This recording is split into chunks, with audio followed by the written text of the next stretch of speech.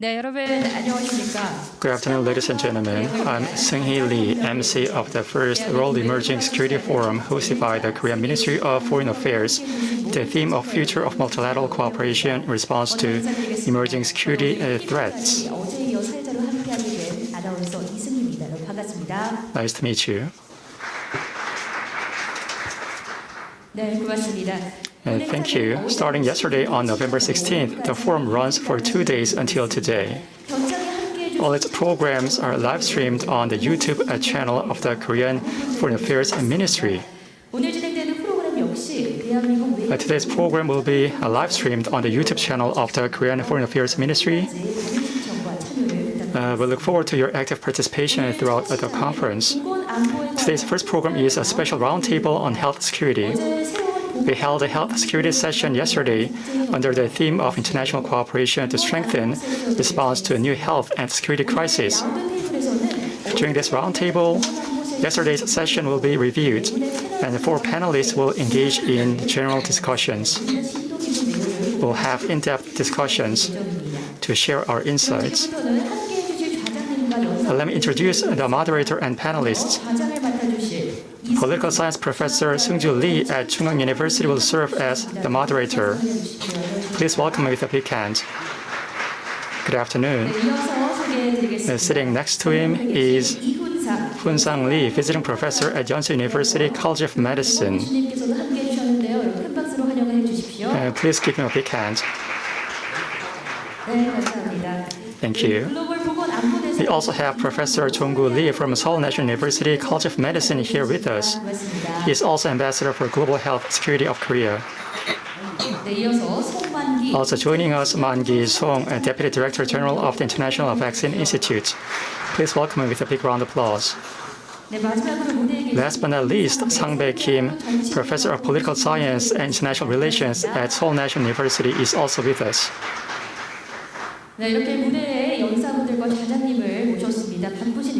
Thank you for taking the time to be with us today.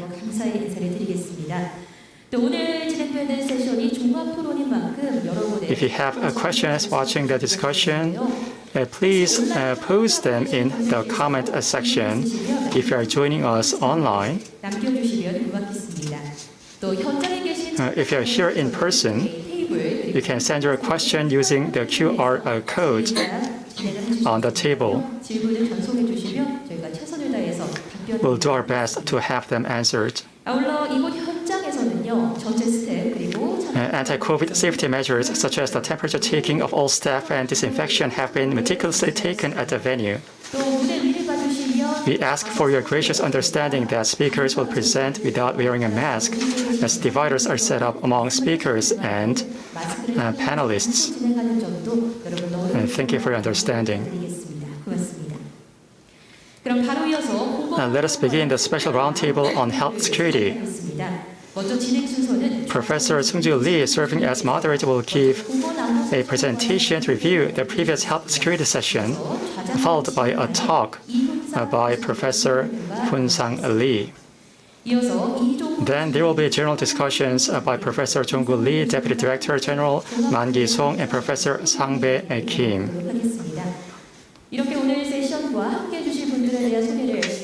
So that's it for our introduction. I'll turn over to Professor Seung-ju Lee. Please welcome the moderator with a big hand. Thank you very much for the introduction. As just introduced, I am Lee Seung-ju from the Department of Political Science at Chungang University. Now today we have this special roundtable on health security. First of all, I would like to thank and welcome all the panelists today. And for this special roundtable, one of the purposes of this roundtable is that, well, yesterday as we were running the program, the first session was the health security roundtable, where there were a lot of important issues that were raised. So the purpose of this session is to review the issues and also to try to seek possible solutions to some of the issues that have been raised. And the second objective of today's session is, now in a while, Professor Lee Hoon-sang will be delivering his presentation, but then as we can see, there are a lot of new and existing issues in relation to health security. And then we also want to discuss how Korea can play an important role in addressing these issues. So we hope to have a constructive discussion regarding that, and would also like to solicit the ideas from the members in the audience today as we continue with the discussion. Now then, as for the format of today's meeting, I will give you a very short briefing on the health security roundtable yesterday, and then I will cede the floor to Professor Lee Hoon-sang to deliver his presentation for about 20 minutes. Following that, the panelists here would comment on Professor Lee's presentation and also go back to some of the issues that were raised yesterday. I believe that the discussions will be held across 2 or 3 rounds. Now then, with that, let me first give you a briefing on the health security roundtable of yesterday. Now, there were a number of very pertinent issues raised.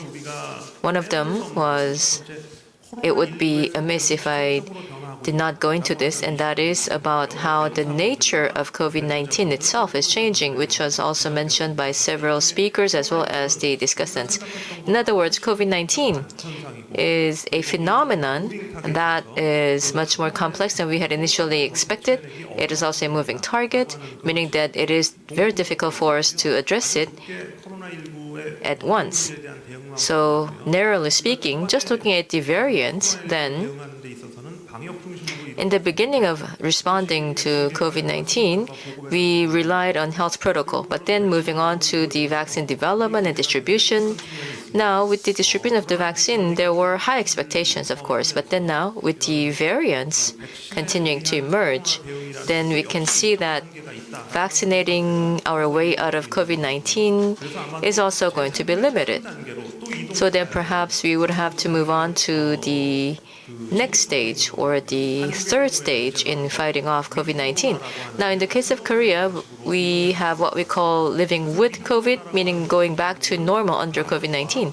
So living with COVID means we will maintain our health protocol while going back to our everyday lives. So this is about striking a balance between the two. And this is something that is being attempted not only in Korea but also in other countries as well. Now, as we grapple with this task, this also shows that there have been changes in the nature of COVID-19 as a crisis and also changes in the way we address it.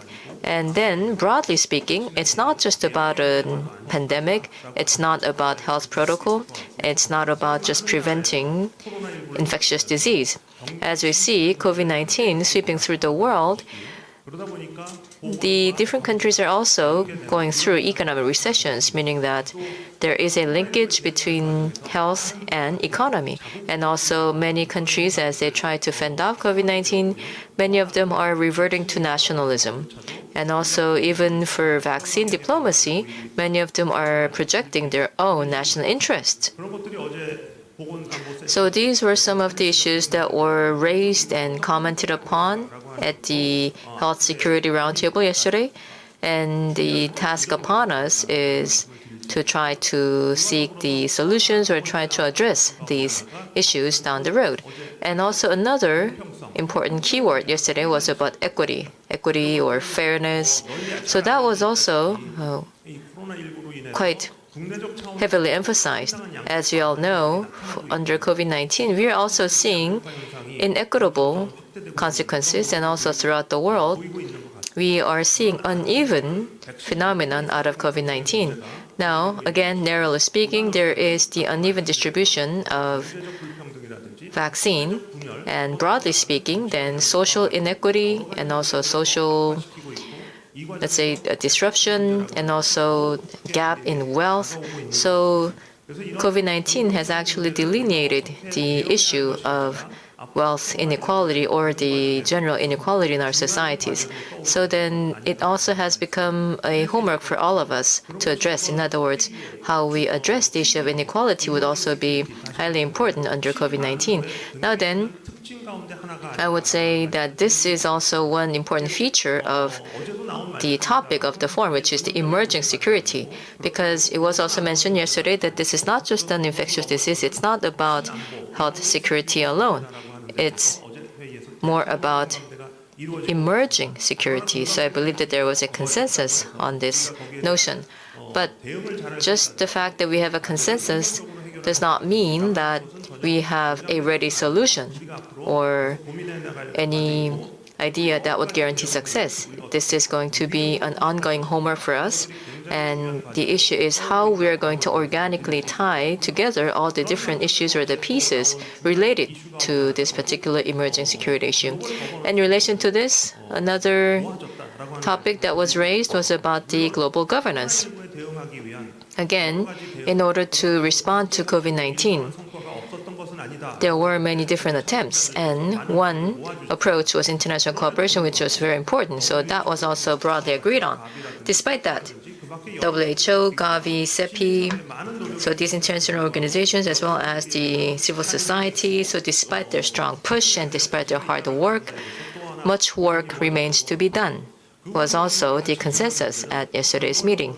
And then again, in this context, what we are faced with now is the weakness of the global governance. And again, the issue is how we are going to strengthen global governance, which is going to take a lot of energy, time, and that is because not only about the COVID-19, but then as international governance is trying to grapple against emerging security, we see that it is largely fragmented.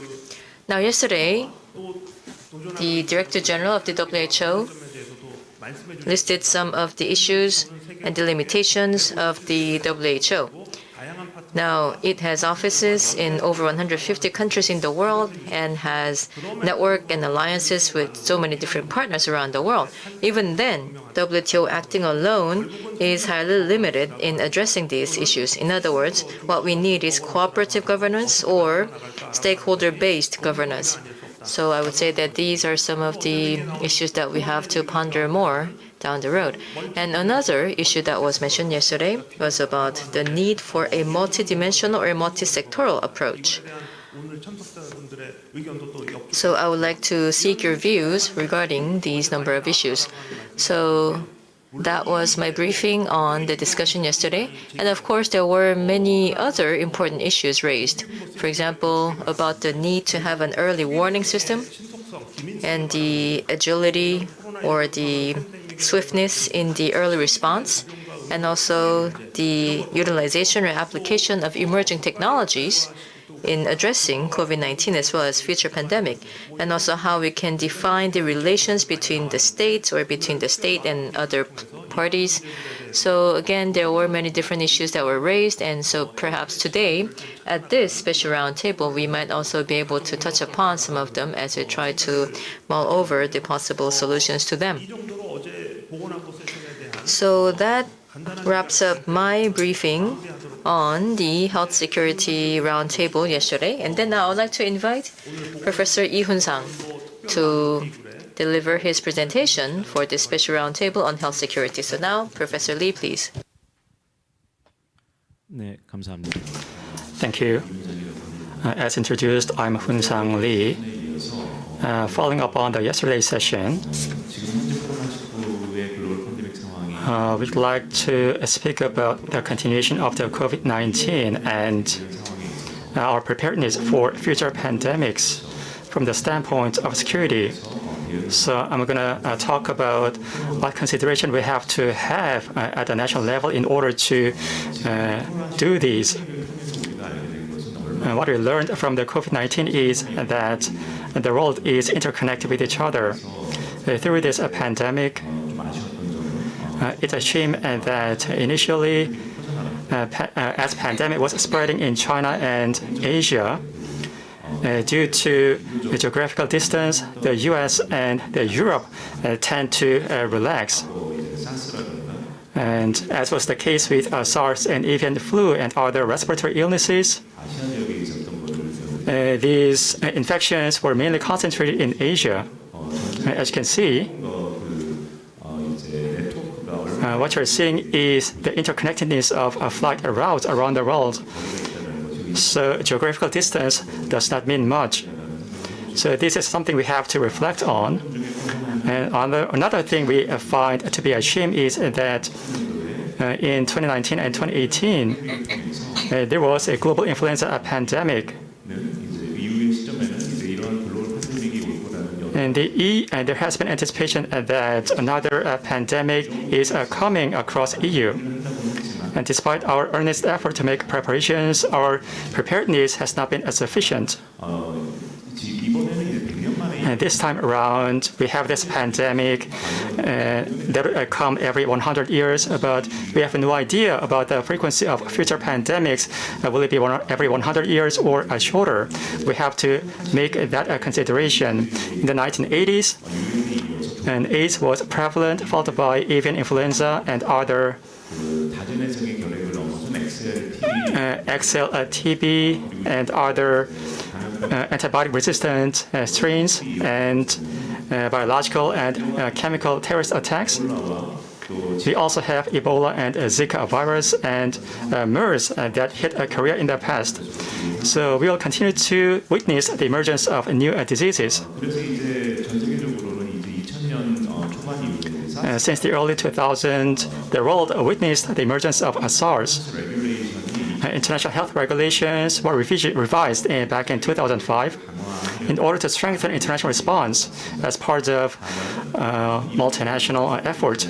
Still, Ebola and MERS broke out, and after that, we're now grappling with COVID. So we need to think about how to strengthen our existing response system, and as with the case of Ebola spreading in West Africa, it is important for us to detect a breakout of an infectious disease, deal with that at initial stages, and do the utmost to prevent the emergence of similar diseases.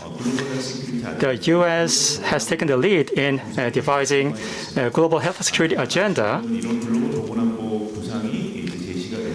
and the agenda was proposed, and over the past 5 years, a lot of efforts have been made, but we have to question whether such efforts have been sufficient. We need to think that developing countries are more vulnerable than advanced countries, so there could be a bias that has influenced on such agenda. And having said that, the Global Health Security Agenda came up with 11 area action packages, including detection and prevention.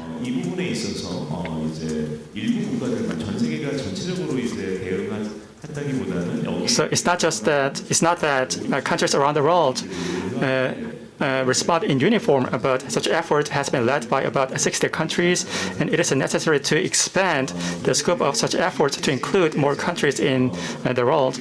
Under the framework of GHSA, what is positive is that health the concept of health has been escalated to influence the global community rather than individual communities. Stakeholders in infectious diseases and security and other stakeholders have been involved in this escalated form of discussion, which can be a positive. It remains to be seen whether such effort has been sufficient to deal with COVID, whether the response has been wide enough to successfully deal with COVID. And against this backdrop, Korea has come up with ways of responding to COVID in a rapid manner, and Korea has introduced early testing schemes and a successful program known as 3T, including treatment. And the government's governance has been well prepared since the outbreak of MERS. So Korea has done a relatively good job of dealing with COVID. What is also noteworthy is that Korea beefed up its testing facilities, as in the case of drive-through testing centers. So Korea acted fast to develop testing capabilities. When it comes to tracing and epidemiological studies, Korea pushed hard. In order to perform tracing, Korea relied on ICT technology to gather personal information on infections. Korea actively used mobile data to identify the identity of those infected with COVID. If you take a look at Korea's experience, our 3T strategy, test, treat, and tracing, has proven to be very effective. And as for tracing, it is not confined to tracing. Tracing leads to isolation of infected cases. And social distancing has also been proven effective. And thanks to health insurance, people had better access to treatment of COVID. We also operated livelihood testing and treatment centers. So these centers were stood up rapidly to deal with COVID cases. Korea didn't have to lock down its borders or impose lockdowns on cities. And Korea's approach to COVID has been transparent. So Korea definitely learned a lesson from its failure to deal with MERS back in 2015. Korea's relatively rapid response, whether that could be sustainable, remains to be seen. And Asia has been dealing with COVID relatively better than Europe with COVID. But after the outbreak of SARS, Asian countries have been grappling with different kinds of infectious diseases. And there's an issue of antibiotic resistance in Asia. So the issue in Asia is as severe as that of Africa.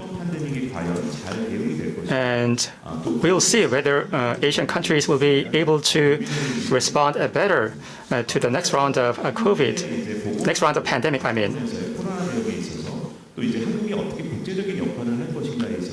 And when it comes to the role to be played by Korea and across the world in connection with COVID, we can first take a look at the role Korea can be playing in Asia. So Korea and Asian countries have done a good job of dealing with COVID. So we can assess where Korea has been successful and where Korea can need to make improvement. And by doing such exercise, we can see what role Korea can play around the world. And Korea can make effort to propose a direction to dealing with future pandemics to Asian countries. So we need to identify the role Korea can play in the next round of a pandemic, and we also need to take a look what role Korea can play in beefing up the health security system in Asia. To this end, we can think about working together with other partner countries in the region. As a matter of concrete measures, we can think about introducing a disease detection system or a diagnostic system, or working with other countries to beef up capabilities to deal with infectious diseases. So these are the areas Korea have been present, and Korea can consider strengthening their contribution to these areas.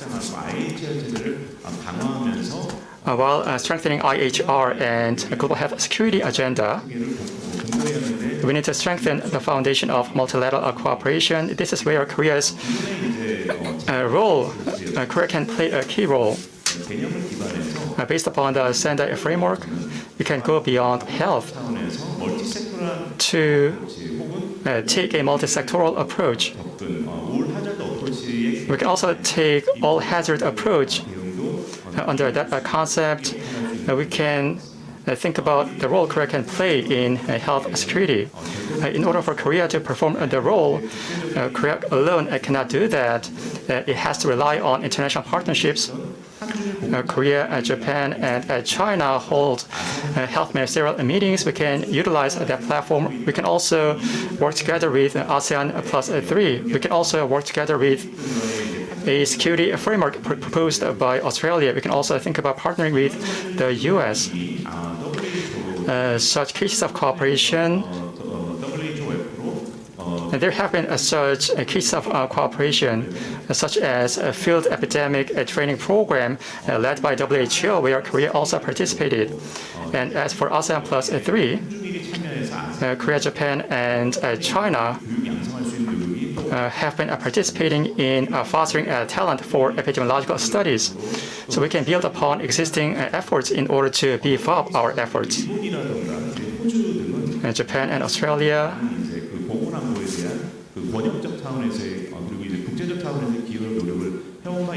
have made a contribution to health security, and Korea can learn from those countries. And ZICA has set up diagnostic testing labs in many parts of the world, and Japan has provided the support in the form of ODA, and such facilities can also be utilized by Japan itself. And we have Japan Agency for Medical Development and Research. Through the agency, Japan has been operating such facilities. And as for Australia, Australia has Indo-Pacific security strategy. A key part of that strategy is Indo-Pacific Health Security Initiative. Before we had global security agenda, Australia has played a key role in the Asia-Pacific region. Australia's Indo-Pacific Health Security Initiative is linked with the Global Health Security Initiative. How Australia proposed their strategy and how they played their role can be a source of reference for Korea. And Korea can definitely play a role as a partner. Asia-Pacific Infectious Disease Detection Response Initiative is where Australia invested $280 million. Pacific Infectious Disease Prevention Initiative is one area where Australia donated $25 million.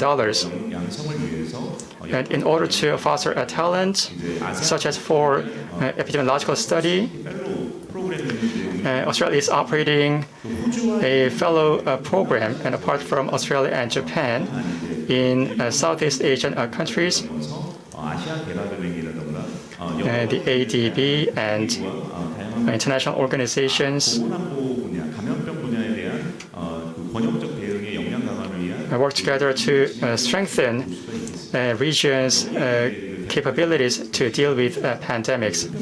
A case in point is Australia's Pacific Health Surveillance Network.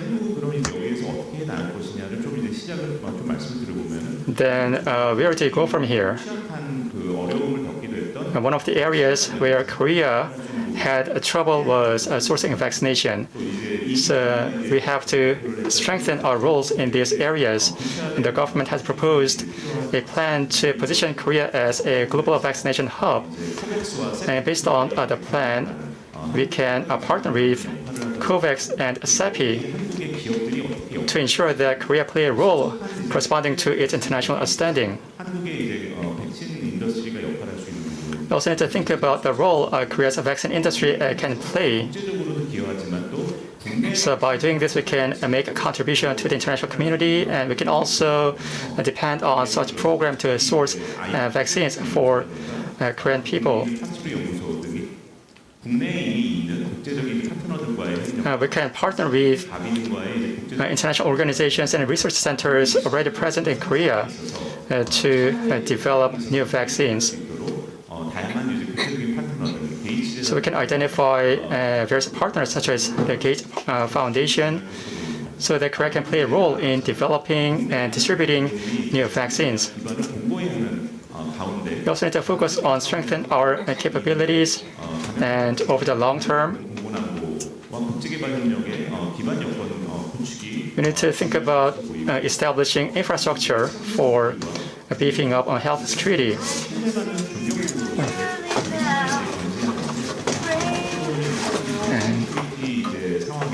And in the issue of vaccine equity, and countries are pursuing their self-interest in sourcing of vaccines.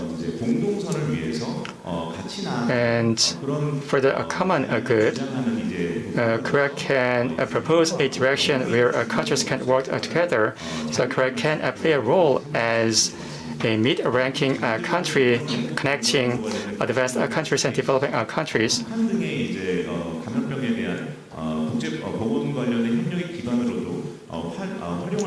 We can also use cooperation with the international community to deal with infectious diseases in North Korea. And we can also play a role in setting up a disease control center in Asia Pacific, or we can also play a role in the establishment of an early detection system. We can also make a contribution to the setup of a regional security community. If we can do that, we can cement Korea's role in the 10 or 20 years' time. And as for the setting up of health security governance, we have a pandemic treaty, data sharing, an early warning system, and distribution of vaccine and other health supplies, and utilization thereof, and ways of strengthening international cooperation. All these elements can be found in the Global Pandemic Treaty.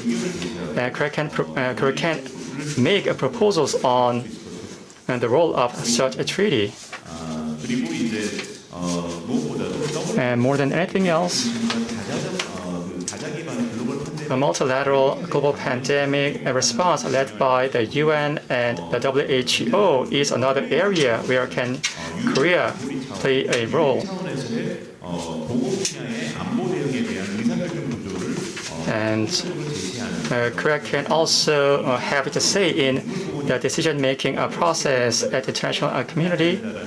And the scope of discussion should be including not only diseases affecting humans, but also diseases affecting animals. And as for the implementation of such plans,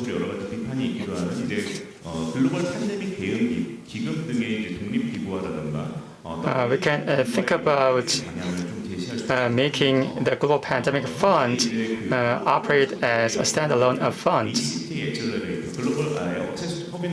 And ACT Accelerator, its role can be linked with the Global Pandemic Fund, and this can be established as a permanent organizations so that they could be tapped into in the event of a pandemic.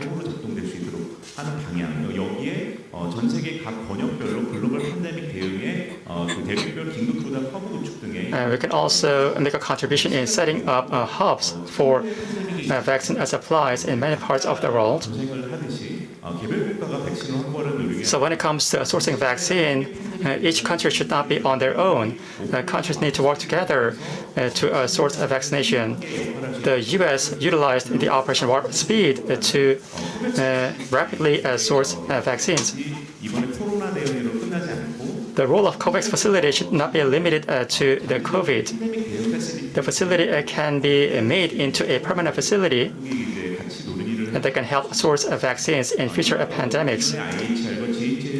The IHR and the GHSA, Korea's contribution to such programs needs to be evaluated in order to strengthen Korea's role in such arenas. And as I mentioned earlier, in the Asia-Pacific region, we have Asia-Pacific Strategy for Emerging Disease and Public Health Emergency. The framework was set up in the 2003 SARS outbreak. It is linked with a Sendai framework. According to the review conducted by the World Bank, the framework was crucial as a matter of responding to disaster. So this is the discussion Korea can join in. But there's a precondition for Korea to step up to the plate. We need a whole of the nation an approach to pandemics.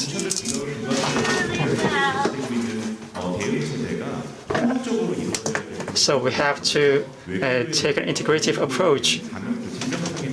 So response by different government agencies,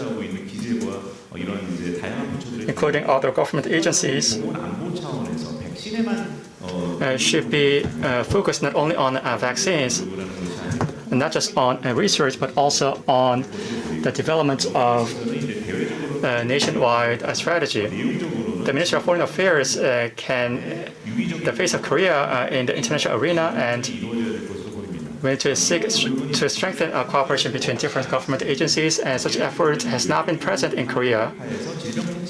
And KOICA, under the Ministry of Foreign Affairs, has operated a disease eradication fund in collaboration with partners at home and abroad.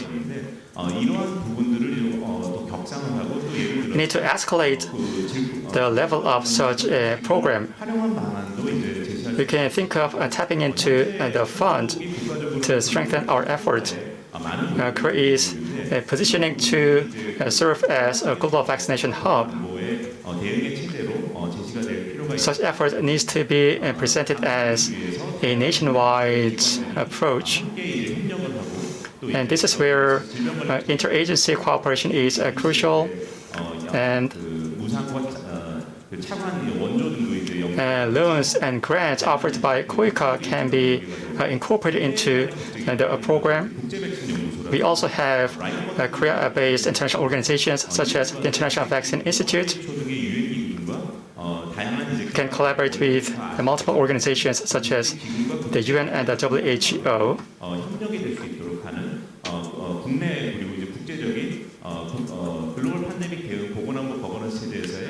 And under the framework of global health security, setting up a partnership is important.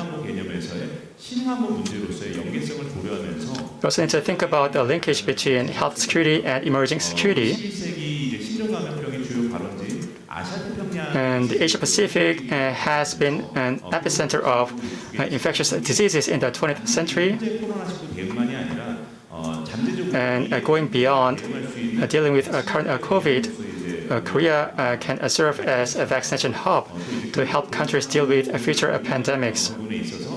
And under the framework of health security discussion, Korea can play a role in strengthening regional security. And based upon the multilateral and bilateral cooperation, we can play a more active role as well. Thank you.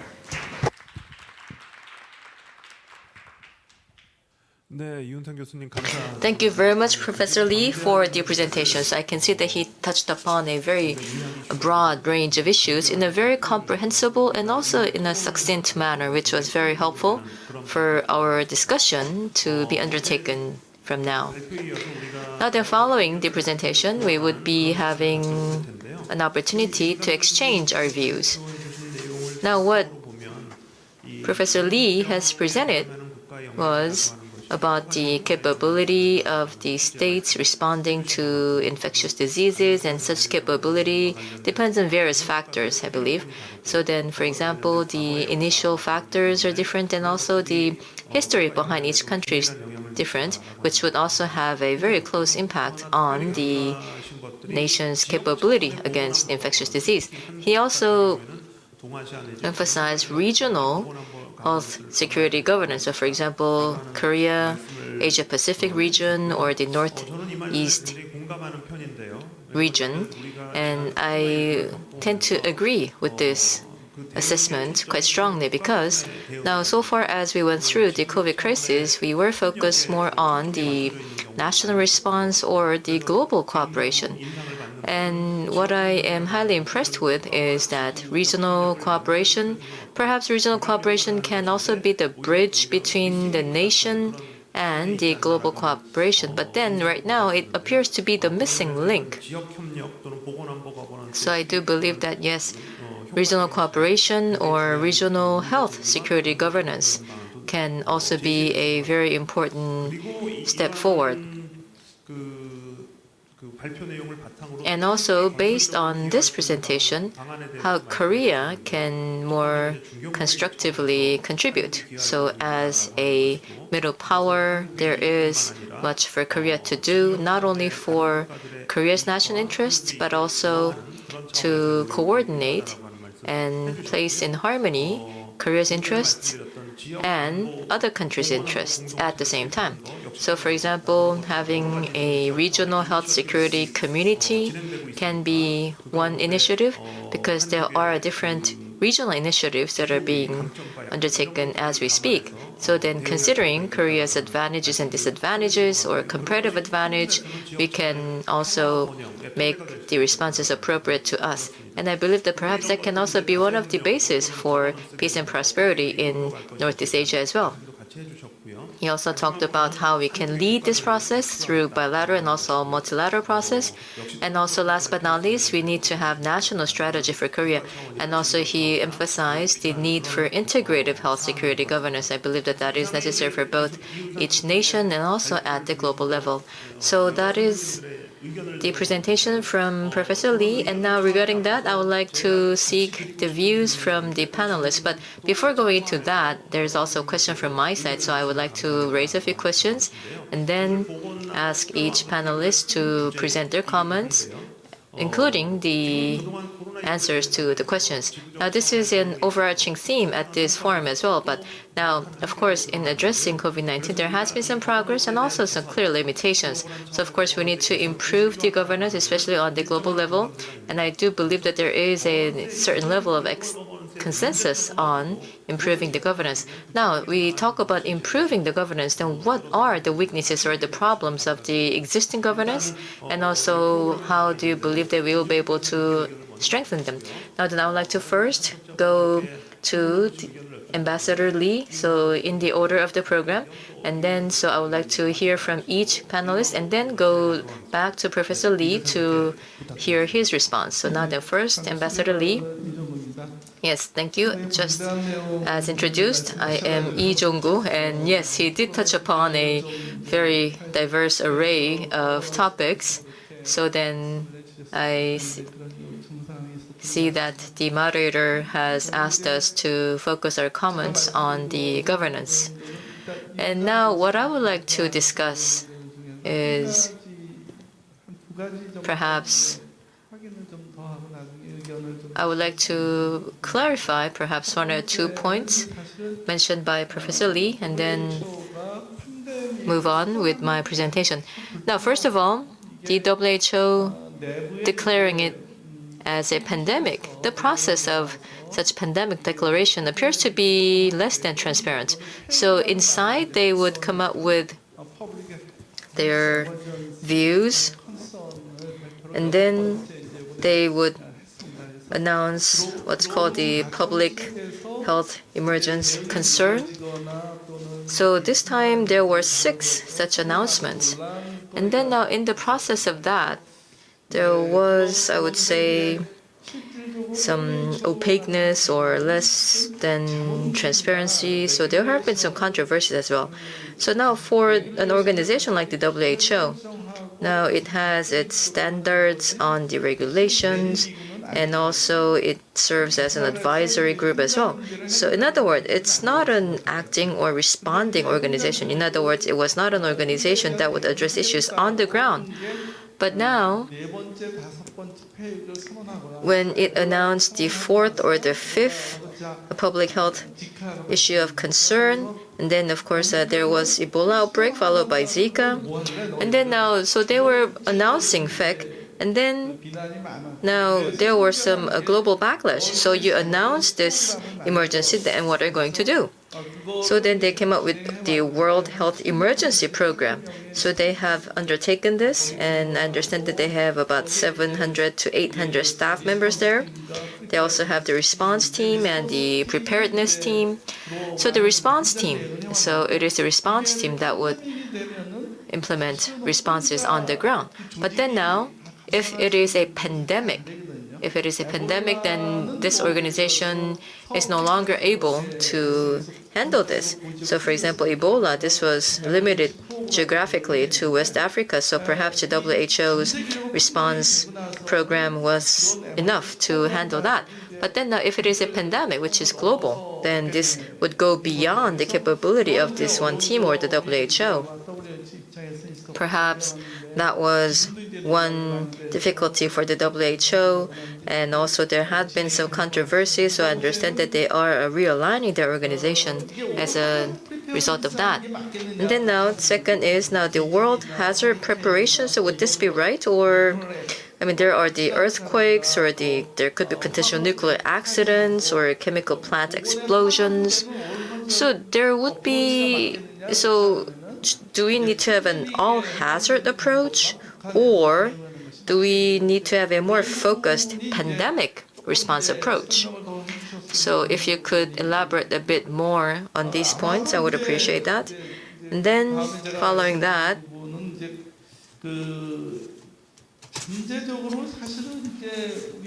now potentially for these hazards,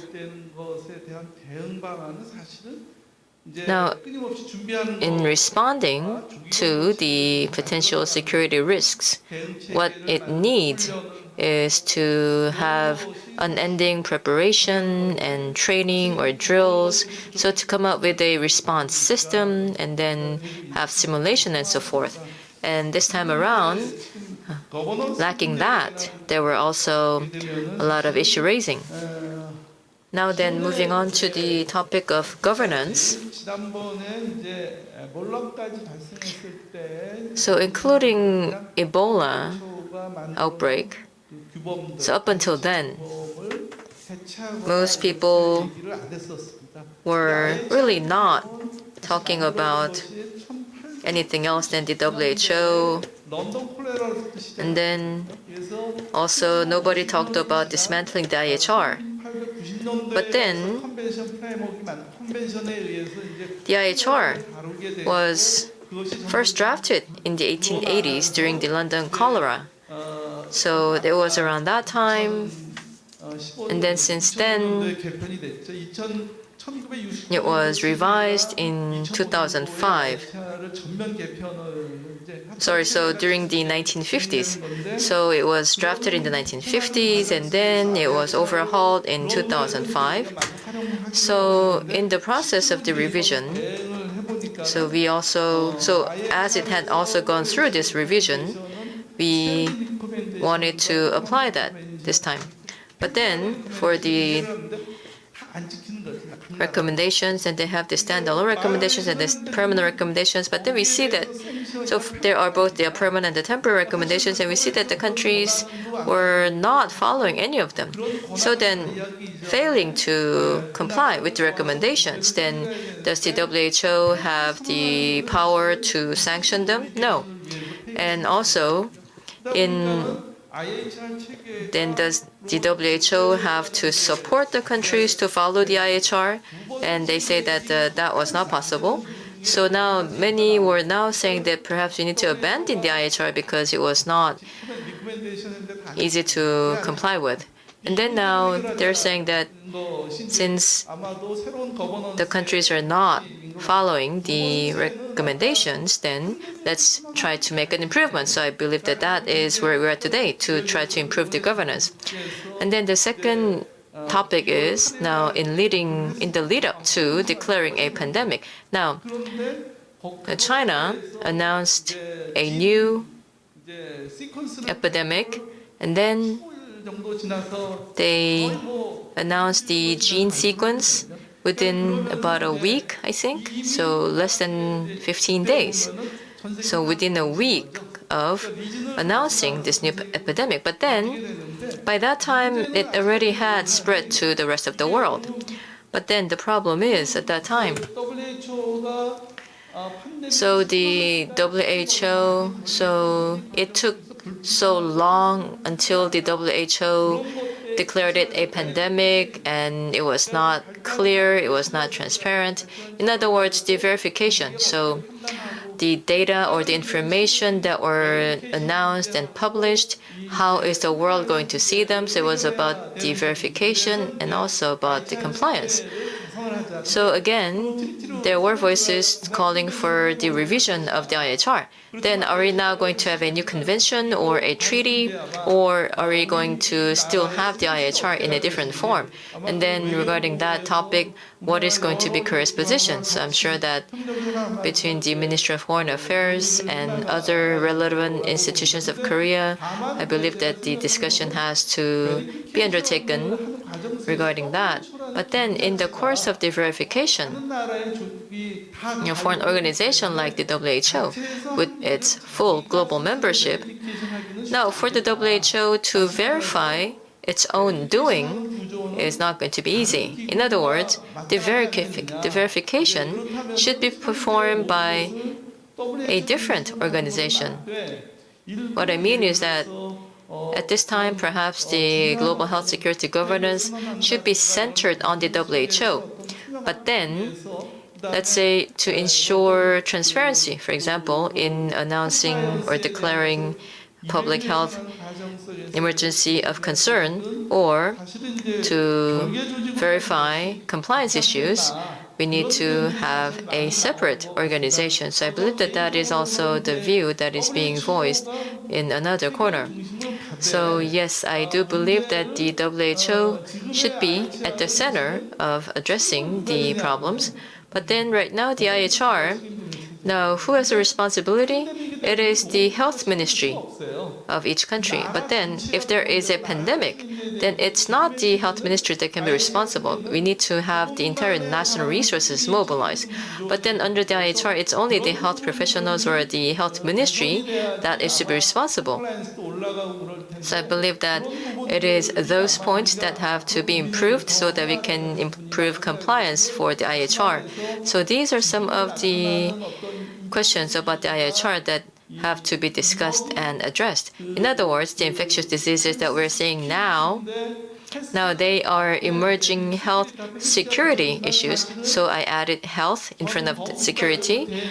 But then it is something that would require national responses and even global responses. So it's not just the health ministry, but then all the ministries of the government. And also there has to be the representative of the government having plenipotentiary right to handle the issues. So I believe that that is the kind of situation that we have to think about as we consider the question of improving or how to design the global health security governance. So that is the end of my first round of discussion, and I would like to go back to the moderator. Thank you.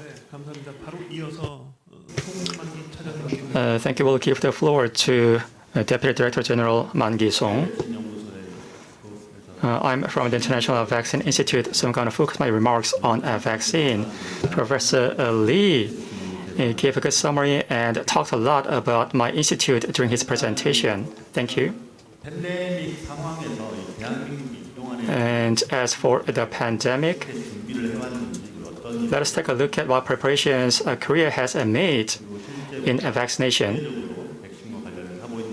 And let us talk about the activities we are doing in terms of vaccination. And there are a number of issues related to governance as identified so far. And against this backdrop, let me talk about what role Korea can play, particularly in connection with the ASEAN region and with regard to vaccination. So this will be the sequence I'll be following in my presentation. First, the flu emerged as a pandemic in 2009, and there was a shortage of vaccine supplies, and Korea decided to develop its own vaccine. We responded to the flu pandemic with our own vaccine. Up until that point, there had been little investment in vaccination development, as attested by my experience, and there had not been sufficient demand for vaccines. So investment in vaccination and research has not been great. So we only sourced 20% of our vaccines from internally. But as we've gone through the pandemic, in the form of flu, we decided to strengthen our sufficiency in terms of vaccines. We decided to increase our self-sufficiency rate to 80%. we have a public vaccination development center under the Korea Disease Control and Prevention Agency. So such entity was planned, and in Andong and Hwasun, we have cell cultivation and bacterial POC centers in operation, and these facilities were proposed by researchers in vaccine in order to enable Korea to develop vaccines in a timely fashion and move on to clinical trials. The need for such public facilities was raised. We made a planning accordingly, and these facilities went up and running this year. So these facilities went into operation this year.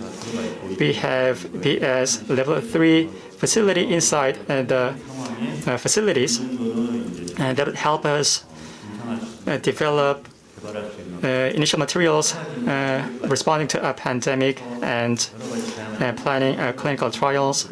So various research organizations, testing labs, and production facilities with up to 1,000-liter capacity and have been set up. And that should enable us to respond initially to an outbreak of a pandemic. And the government alone has not been able to do this. So we rely on the private sector to increase the production capacity, and we work together with the Gates Foundation to introduce overseas developed vaccines to Korea. Such efforts have been going on behind the scene. As with the case of typhoid vaccine and other vaccines, they were developed through support from the Gates Foundation. And as you saw from the COVID pandemic, even though we don't have our own vaccine, we have CMO facilities that are manufacturing a large amount of vaccines in the private sector. So these facilities, and even though they didn't develop their own vaccines, are manufacturing huge quantities of vaccines. And I was amazed that Korea has been able to do that within a short frame of time.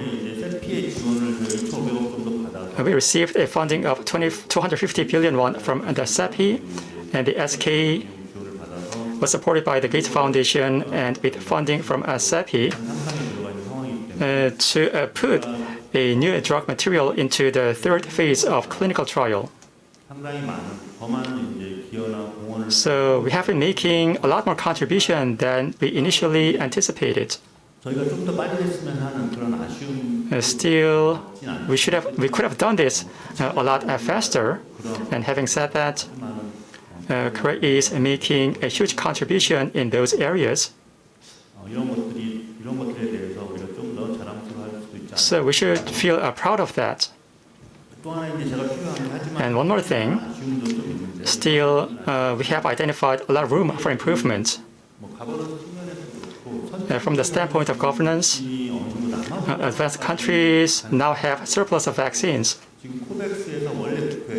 And COVAX has an initial target of vaccinating 20% of the population identified as high-risk groups. But due to a shortage of vaccination supplies to the COVAX, COVAX has been only able to vaccinate 10% of the population rather than 20%. And messenger RNA vaccines were mainly used in advanced countries. Vaccines that are safe and effective should be developed additionally so that they could be provided to developing countries cheaply. We have ICP, and we should have a vaccine to be compared with, but such things have not been supplied by the private sector. Such vaccine is under development by AstraZeneca, but due to a shortage of such a vaccine, some clinical trials have to go ahead to the third stage without using such an alternative vaccine material. And there has been a lot of support from the government and other sectors. And despite a lot of support in R&D, we still lack efforts in those areas. So we have to find ways to address those before we are struck by future pandemics. We should be able to address those with government support so that we could speed up the development of future vaccines. We have had COVID variants that keep emerging. In order to address those variants, we should conduct a vaccination massively at the same time. So that would be our best option, but that is easier said than done, as you're well aware. And advanced countries achieved 70% of vaccination rates, and they have people reluctant to get vaccinated. In contrast, in low-income countries and developing countries, they are suffering from acute shortage of vaccines. I hope such a gap would be resolved in the future. So it is important to strengthen funding for COVAX. We also need to think about how to improve the mechanism of developing and distributing vaccines. Due to its geopolitical position, Korea is close to other Asian countries, as pointed out by Professor Lee. Korea can work together with other Asian countries to diagnose and dealing with infectious diseases. I hope to see a vaccine to be included in such a cooperation. Korea and Japan were able to secure sufficient amounts of vaccines, but that is not the case for other Asian countries. So we need to utilize the program of group purchasing. Well, we can also use the mechanism of joint development and joint sourcing, and that would help us respond to diseases in a more speedy manner. And this is one of the areas where Korea can take the lead. So I think our response should be including those aspects as well. Thank you very much. And now, Professor Kim. Yes, hello. I am Kim Sang-bae from the Department of Political Science of Seoul National University. So now starting from session 1 yesterday evening. So then now we are in this session and hearing Professor Lee's presentation and then also the two speakers so far. Now, I see that they are all in healthcare, and for me to be here from political science as the last panelist, so I was wondering what to say, and perhaps it's also a matter of impression, and perhaps I should now give a more macro view because that is what my field does. But then now we have been first talking about the health security governance. So I believe that the health security governance, now it has been established as a terminology. But then it was from international relations that we were talking about security first.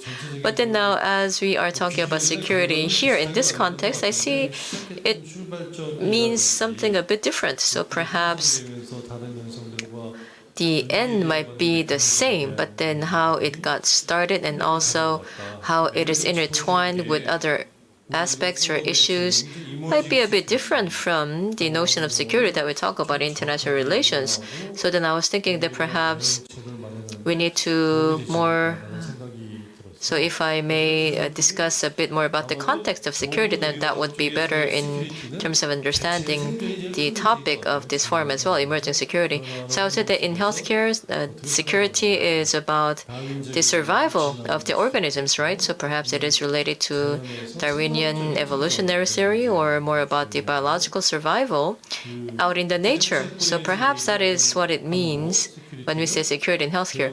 But when we talk about security in international relations, it's more about strictly about the societal environment or political environment. So what Thomas Hobbes would say, the struggle by many against the many. So it's about how we're going to survive in the competition. Sometimes we may end up hurting the other for my own sake. And also how the structure of taking what others have. It's basically the zero-sum game. If I take more, the other would lose more. So that is what security has been in international relations. And of course, many are saying that that is not how we should view security, but anyways, that is how it got started.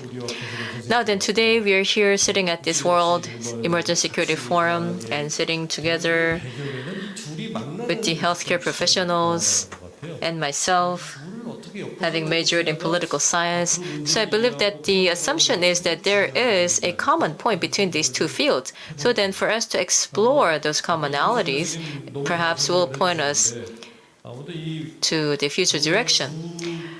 Now, Professor Lee has given a very good presentation, so I would say that the security of the two contexts converging would be about the perhaps moving on to the 2010. So from the health security, when they first talked about health security and then talking about Ebola. Now, from international relations, when we talked about security, we did also talk about like biological threats, like chemical or biological weapons or warfare. But then now, more recently, we can see that the infectious disease itself can be a security threat, and a very lethal one at that. And especially for a pandemic like this. Now, as Ambassador Lee has put it very well, now in the beginning, perhaps it would be from the healthcare experts who are in healthcare, but then now, later on, it would actually be up to the entire nation or the state to make the final decisions. And perhaps that is how the notion of security in healthcare and security in international relations came to converge with each other. So again, what we talk about emerging security today, so I would say that that is probably the product of the thinking or the exploration of the linkage between security in healthcare and security in international relations, because it is not a commonplace terminology. So for example, in the past, when we talked about security, then we talked about like a comprehensive security or non-conventional security issue. But then now more recently, especially in the Korean academia, we are talking about emerging security. And that is because how the issues come about, how they arise. So in the past, it was more clear, like black and white. So we knew the enemy, we knew where the security risks would arise from. But then now today, it is a bit different. So perhaps how the security issues can come is different than the past. So then I would say that emerging security is also probably borrowing the notion from the complexity or the complex system. So for example, the emerging security now at a micro level, then the different organisms or entities would have their interactions. And in that case, there could also be some issues about the organism or each entity's survival. But then now if such issues become more voluminous, and then it would be no longer about each entity or organism, but it is going to be about the entire group or the organization, and then it would be about the safety or protection of the group or organization. But then, so it is going to go even beyond that, meaning that it is then going to be about the security of an entire nation, and also the issue itself. Now we could start from health issue, but then now it could be linked to food security or energy. It could also lead to economic issues. And more recently, we are talking about like cyber security, like hacking problems. I mean, that is also a very contentious issue. But anyway, so where like COVID-19 has left us, it has been replaced by computer viruses. So that has been an important phenomenon in the first half of this year. And now a bigger issue is that now in order to fend off these problems, we use technologies which could lead to another like host of new other issues. So we see that how these different issues or questions can become magnified as they converge with each other.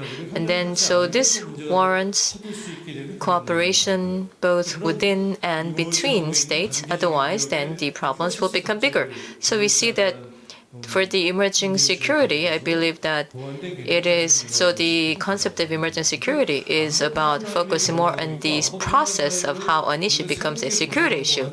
So then perhaps this is also a conceptual effort to reinterpret or redefine security issues. So it's not just about what is security, but how any issue, through what process, can become an emerging security issue that could threaten our survival. So I believe that that is where we are today. And actually, from the beginning of the 2010s, now, from the current academia, there have been many different studies on emerging security.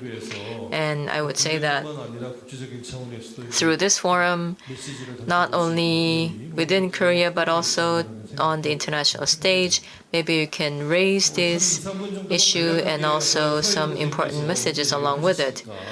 So now then, having said that, since the moderator has raised issues to the panelists, I would now like to answer them. First, about the governance. Now then, how are we going to address this? Now, given that I am a political scientist, I would start from the conventional notion of political science, so my answer is as such. So just the relying on the conventional responses against conventional wars is not going to work for this type of security issues. In other words, the emerging or the escalating security issues. So if the process of becoming emerging or escalating security is going to be important, then again, responding to that is not just going to be a one-off solution. In other words, from the beginning of the process or at different stages of the process, we would have to intervene. So perhaps we can sever the link that would go into a larger quantity that could make it a security issue, or maybe we could sever the chains in between, or maybe we could prevent that from becoming an issue between states. In other words, maybe we could have a cooperative system. So maybe more multilateral or multi-layered or multi-tiered approach. So as many have mentioned, maybe that is what we need, multi-layered approach, meaning that it would defy the effort of only individual nations, meaning that we need to have international cooperation, and we also need to have a more systemized global governance. But then for the international organizations that have been addressing conventional healthcare issues or the conventional security issues, so not only such international organizations, but then also the international organizations that have been in charge of the international relations. So we need to have a linkage between the mechanisms of these two different camps of international organizations. And then also another issue that was mentioned is that now we would have this global design of cooperation or response, but then when we go down to each nation, sometimes it wouldn't work. So we see that some countries, even without help, are doing well, some others do not. So we also see that kind of gap. So under the global governance, so yes, we have certain systems or the mechanisms under the global governance, but then perhaps we need to build up on them or revise them and improve them. And also on a time series manner. So from the healthcare side, so you always talk about prevention and treatment and healthcare. So I believe that likewise, in this case, building up a governance through such different stages in the process would also be important. So at this forum and also on other occasions, we need to continue to have the discussion so that we can come up with a common response mechanism. Last but not least, of course, if this is going to lead to good governance, then that we cannot wish for anything more. But then, oftentimes, we see that it doesn't work. It's not as simple as that. So such multi-layered mechanism of global governance, we see that oftentimes it does not function as intended. Sometimes it has loopholes, it has gaps, it has weaknesses, meaning that we want to cooperate internationally. Like I said, from the Thomas Hobbes notion of the struggle against many. So in other words, I would have to go back to the zero-sum game notion in international relations, because for health security, we are also seeing this type of zero-sum game. Unless we address that, then perhaps we cannot make improvement. Perhaps that is also embedded in the structure today.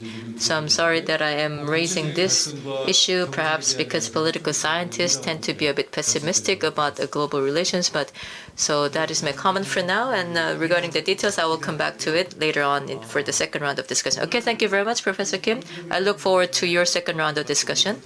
And then now, before going to Professor Lee to hear his responses, yes, we have just heard from the three panelists, each coming from different background, different field of activities. So perhaps they appear to have been discussing different things. But I think that is actually the hallmark of emerging security, because emerging security, literally, it is emerging, and I believe that where we need to go, perhaps there is a rudimentary agreement on that. So it has to be integrative and it has to be a multi-layered approach. But then perhaps there is some confusion about how we understand each issue. So there have been many important topics that have been raised about the production and distribution of vaccine and also the internal governance of the WHO. And in trying to make improvement, perhaps there can be some conflicts or clashes of interest between the different countries. So there have been many different and difficult questions that have been raised, and I'm sure that Professor Lee will have excellent response to these difficult questions. Listening to the panelists, not only in Korea but also around the world,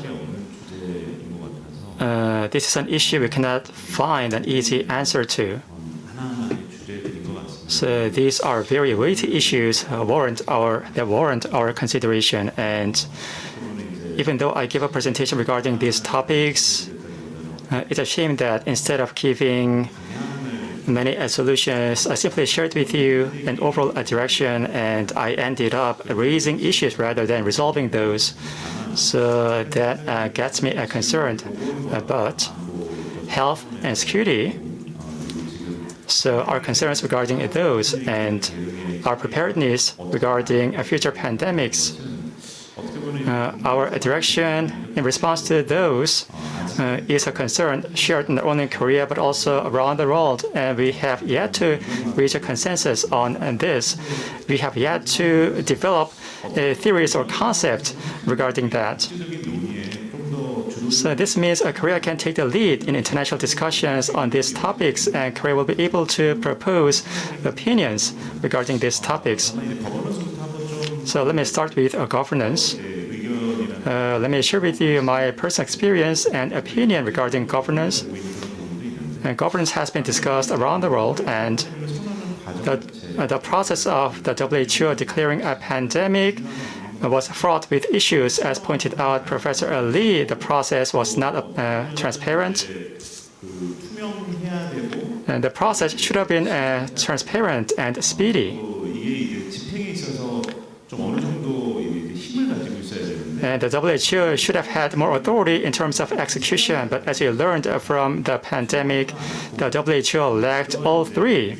It wasn't transparent, it wasn't speedy, and the WHO didn't have a lot of authorities even after making the declaration.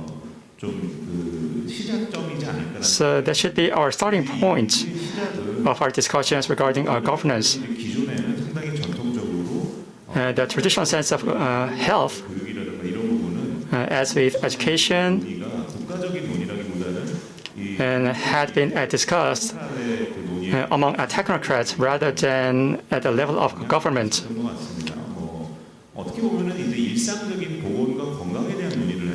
So when we discuss an everyday sense of health and security, we tend to have specialized discussions, and as pointed out by Ambassador Lee, the WHO has the role of proposing rules and standards. The WHO cannot bind nations to comply with their recommendations. The WHO does not have authority in terms of execution and enforcement. Due to its structure, the WHO was not able to perform a role as an enforcer. But we need to think out of the box. we are discussing a pandemic treaty. We also have the IHR, and the IHR is just that. It's a regulation. We cannot force nations to comply with regulations. That is why they are called regulations. So we may wonder whether there's a source of conflict between the IHR and a pandemic treaty, but I do not believe that they conflict with each other.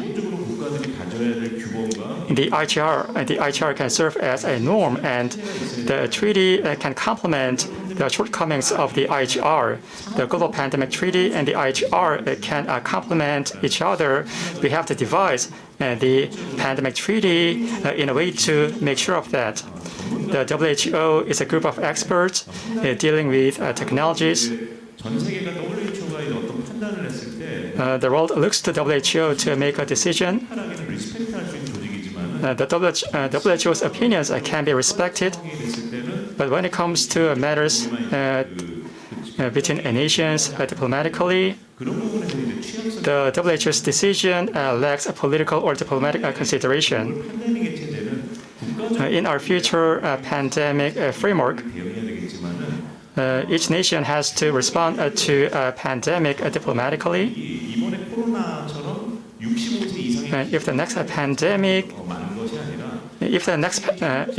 pandemic, just like the Spanish flu, can kill a lot of those in their 20s and 30s, unlike the COVID. And if the pandemic is highly transmissive, I wonder whether the international community is well prepared for the next round of pandemic. I have my own doubts, but since we have undergone this pandemic, we can build a consensus regarding the severity of the response to future pandemics. As Professor Kim said earlier, the traditional decision-making process and the process of making technical decisions in health security need to be combined together. In the process of technological determination, the WHO can use their scientific basis to make their process more transparent. They can bring more transparency to such a process. This is one area the WHO has to make improvement. And when it comes to enforcement, we can rely on a treaty such as Global Pandemic Treaty. And this is where the UN needs to step up to the plate. For example, we can create a health-related subcommittee under the Security Council at the UN. The subcommittee will coordinate with the WHO, and when it comes to enforcing measures recommended by the WHO, the subcommittee can play a role. If the COVID originated in a poor country in Africa, it would have been a lot easier for us to respond to that. But COVID originated in China, one of the most powerful nations, and China is an autocratic country, and there's a lack of transparency in China. So having such a subcommittee will not solve all the problems, but we can combine the WHO's technological role and an enforcement role provided by a subcommittee together, so we can create some kind of intermediate agency to enforce certain measures. Otherwise, we will find ourselves sitting in a similar situation in future pandemics. So we can think of creating the U.S. Security Council's decision-making process and the WHO's process of using their technology expertise can be put together in a governance which I believe we need.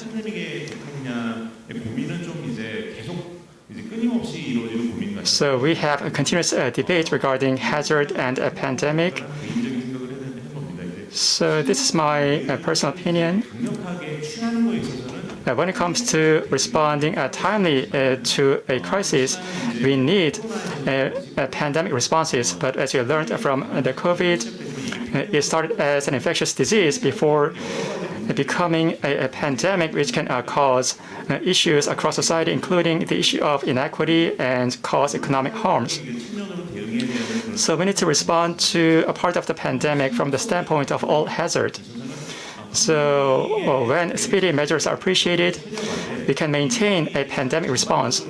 But if the issue impacts the entire society, we can take an approach of all hazard so that the country can respond to the crisis as part of a whole of country approach. And I agreed with many panelists in many aspects of a vaccine. I wonder whether Korea has made sufficient investment in vaccine development compared with aircraft carrier or fighter jet such as stealth. I wonder Korea views a vaccine as important as other strategic assets such as aircraft carriers and fighter jet. Vaccine has lacked such attention, and vaccine is not just a symbolic tool to protect the people. A vaccine is crucial to keep the public safe. So we need to drastically increase our investment in vaccines. Such increase in investment should not end up as a one-time event. Such effort should be sustained. And second, regarding the global vaccine hub, the Korean government adds the term K to the global vaccine hub, but such a vaccine hub should not be limited to Korea. As mentioned by other speakers, Korea can be one of the places where vaccination hubs can be established. So there can be 2 to 3 countries with such a vaccine hubs in every continent. So Korea can take the lead in such effort. Such hubs should not be necessarily located in Korea alone. We can think of setting up such a facility in Indonesia. We can also set up such a facility in Vietnam already with such capabilities. So we can link with other countries such as China to set up such facilities. And Asia lagged behind European countries in sourcing vaccines. So we can build vaccination hubs for the Asia-Pacific region. Korea can share its vaccination capabilities with Vietnam and other Asian countries, and Japan, China, and other European countries and the businesses located there can also contribute. So we need to expand the scope of vaccination hub to include the Asia-Pacific region so that Korea can play a more active role.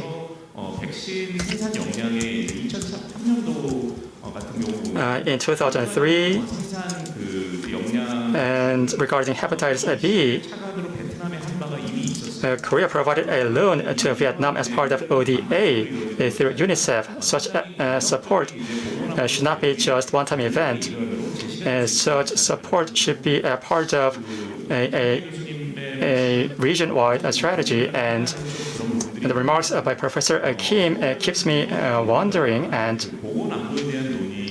our discussion on health security should not just end as a discussion on health security. It should be expanded to include new types of security, and we need to think about how to summarize health security. And so I believe we have just started in terms of our discussions regarding the theory and application of health security. And we need to invite health security experts and experts on traditional sense of security to come together to discuss. We also need to think about how to realize our vision regarding the security, and we also need to think about how to bring a theory to health security as a discipline.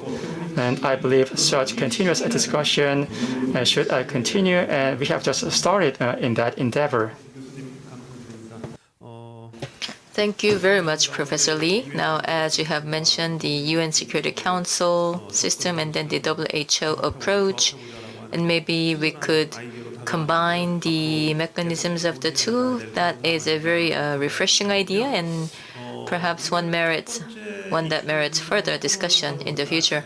Now then, as we were having this discussion in the first round, I believe that really set us up well for the second round of discussion, meaning that now the panelists have touched upon different aspects of the issues or the different issues, but then, so perhaps the issues that we can think of right away, which is the governance, and then also how we can improve the governance was the main topic of the first discussion. But then we also must remember that there are some structural issues that could hinder the improvement in the governance. So for example, more recently, one example would be the nationalistic approach to vaccination and also against COVID-19. So then it seems as if the COVID-19 appears to have shown that there is a trade-off between national response and international response.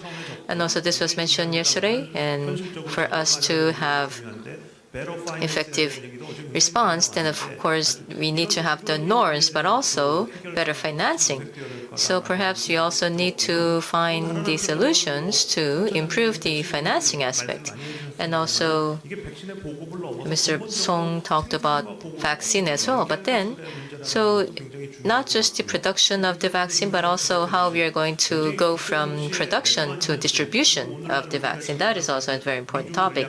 And also, as Professor Kim talked about, the international relations and also the current status of the relations today. So, for example, the US-China relations. And so we see that perhaps these diplomatic or political conflicts and also the structural issues are undermining our trust in the international governance. So then the different panelists coming from different backgrounds and different fields, if you could give us your view on what would be the most important issue out of all these different structural issues, and how do we need to resolve these structural issues so that we can improve the overall governance. So then again, first, may I go to Ambassador Lee? Well, thank you. Yes, Professor Lee also talked about the external verification body being needed outside of the WHO. And perhaps if we could have a global threat council. In other words, I mean, if there can be a pandemic treaty, then we need to have a global threat council, and where should it be located needs to be discussed. But then, yes, we need to have some kind of response. And then now, when we say that, then the question is how? So how are we going to muster such response? So it would be quite costly for us to have preparedness or readiness, because we need to train people, we need to build up the system.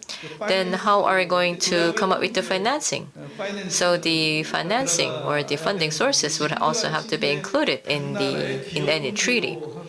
Right now, it's mostly based on contributions of the different countries, and then also the contributions for certain programs. So that is how the WHO is run, and that is how the WHO finances itself. But will this be enough? I do not believe that these two approaches will be enough to finance a new governance. So at the G20, they're discussing the logistics of vaccine. But then when we look at the vaccine development, then the AstraZeneca's funding for the development came from public funds. And for other pharmaceutical companies, like in the US and also other countries, they have also supported quite a lot of financing for their development, including the trials. But for AstraZeneca, they were also selected as the first vaccine by COVAX facility precisely because it was publicly funding for their vaccine development. Anyway, so I think we need to have this type of public fund for the health security governance.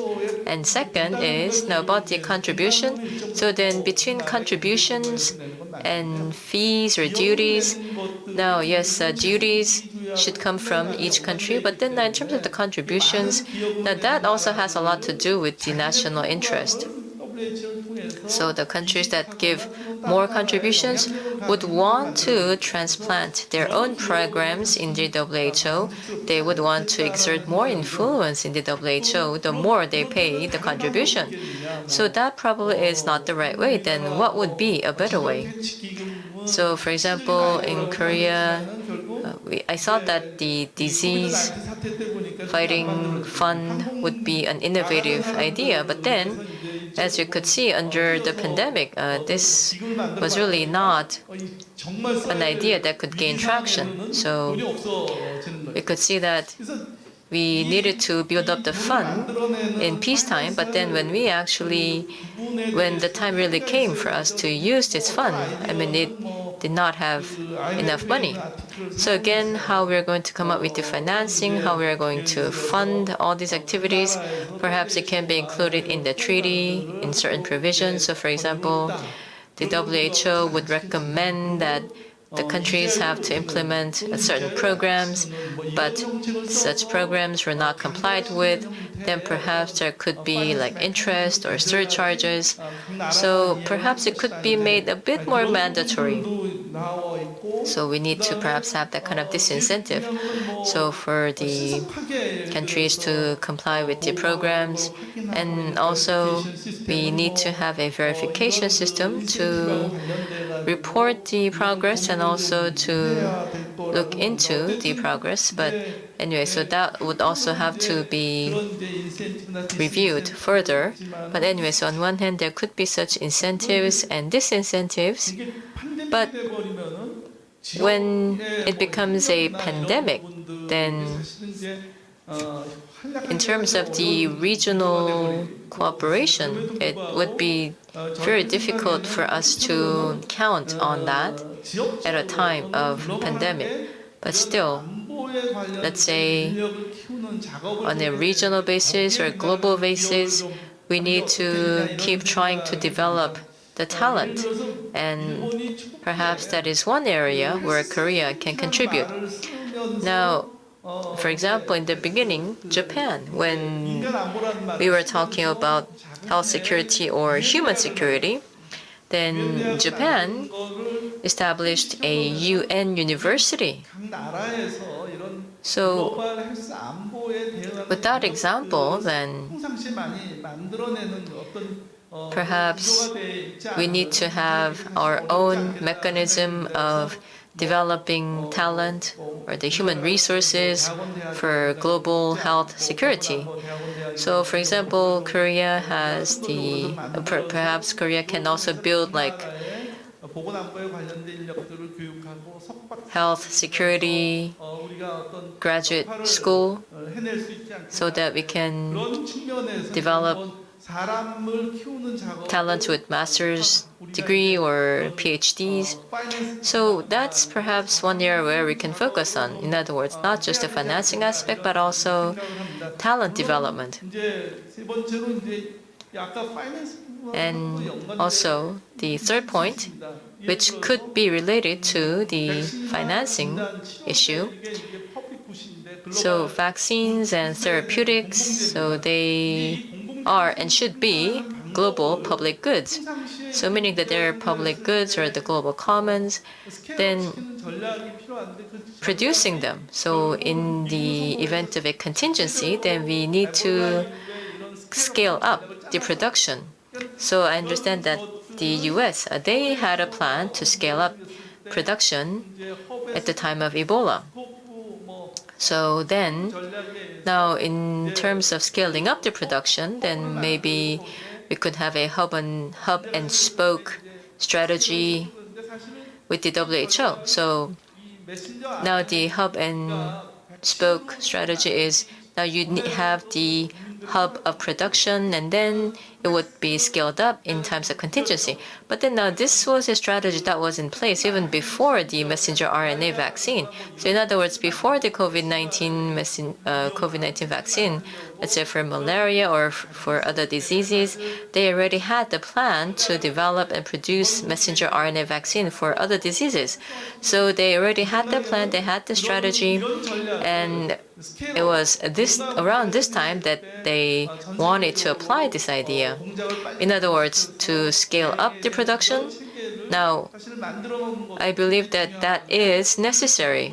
That is necessary to have certain hubs of production in peacetime, and then we need to scale up the production when it's needed.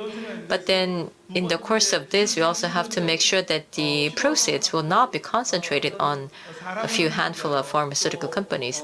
And also, again, the talent development and funding or financing, and then also making sure that the funding would be linked to industrialization or productization, so that the end products would also be distributed equally to other countries.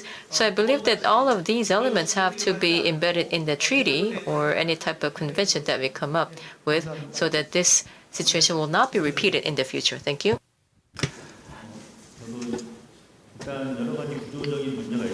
And there are a number of structural issues. And there are some of those issues with vaccines. As for COVID, people say it'll take 10 years to develop a vaccine, or at least 1.5 years. So that was what globally renowned vaccine experts said earlier. But in actuality, it only took 11 months to develop a COVID vaccine that received early approval from the regulators.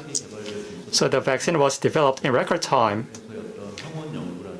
Antigen research done in MERS, and how to improve the efficacy of vaccines using which platform to cause which immune responses. Such topics and have been researched a lot in MERS.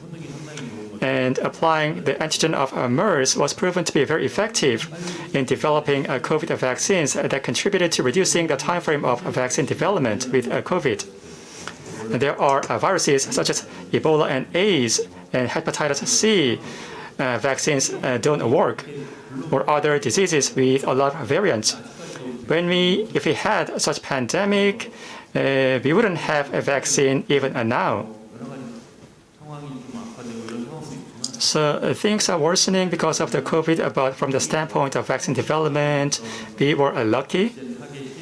The first antigen target we attempted and the first platform we attempted were proven effective. As a result, we were able to respond to COVID in a timely fashion, but I wonder whether we will continue to be lucky in the future. I guess not.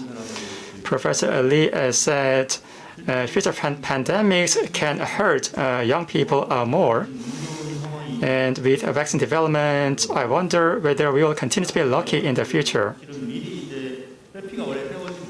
CEPI was designed because the development of Ebola vaccine, which went past phase 2, was supposed to enter phase 3, and CEPI was set up to control the mechanism of the phase 3 clinical trial involving Ebola vaccines. And CEPI provided a lot of support to speed up the development of COVID vaccines. Such mechanisms need to be strengthened. Joint vaccine research should be strengthened around the world. For example, CEPI can conduct a 100-day operation to develop a system for early response. The system can also envisage the supply of vaccines in case of an emergency.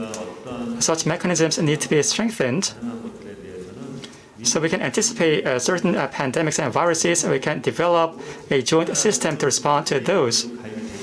Korea is a signatory to the CEPI, and Korea can increase its contribution to the CEPI to play a more active role. Vaccines funded by CEPI and a vaccine that were not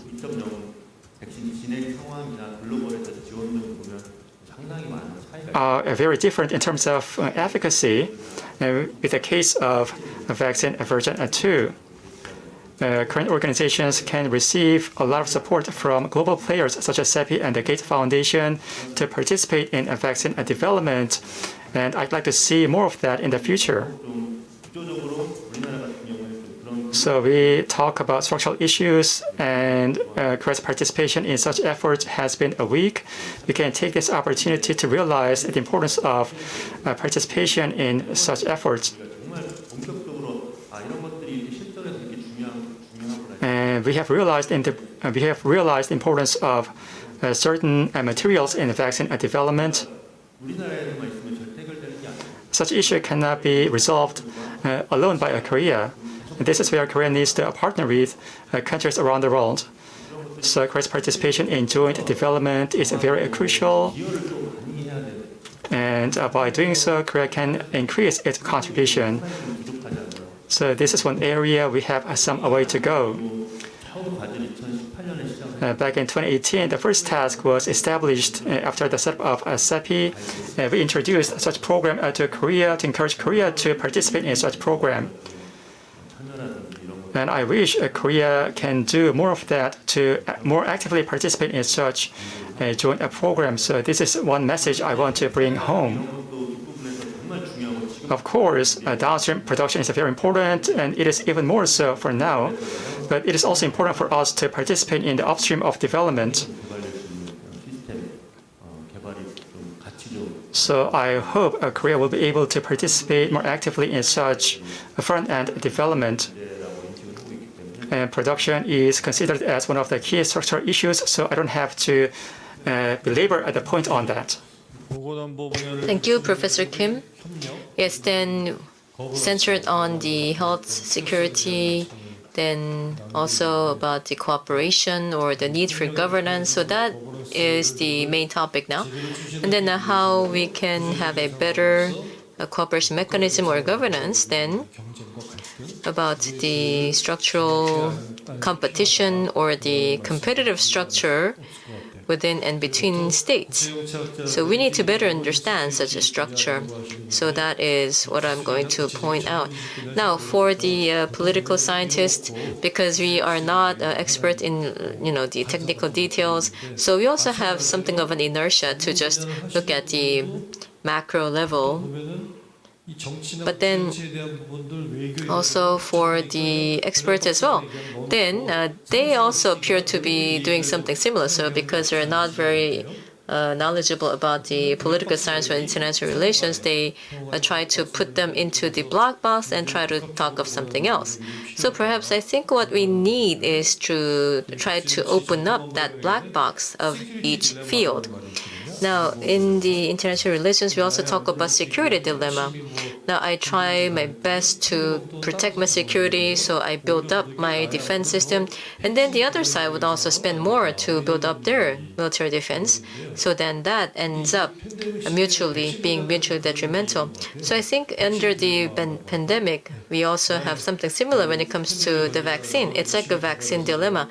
So I develop vaccine so that I will be able to prevent the pandemic. But then because this is limited resource, so then for the relatively less advantaged countries, now they are getting less vaccine and it is coming back to us, to haunt us, meaning that